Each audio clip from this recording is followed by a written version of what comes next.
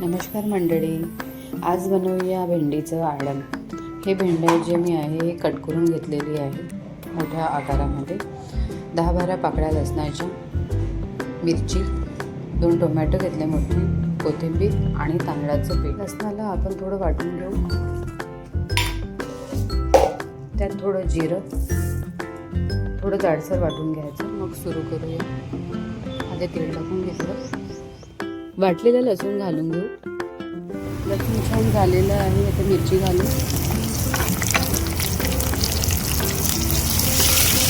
आता टोमॅटो घालू, मीठ तुमच्या चवीनुसार घाला, थोडीशी हळद घालू, 1 चम्मच मिरची पावडर।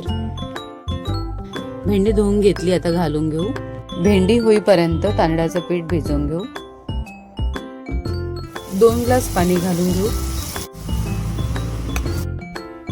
तांदळाचे पीठ भिजवून घेतलं, पाण्याला उकळी येऊ देऊ चांगली। पीठ लावून घेऊ आता।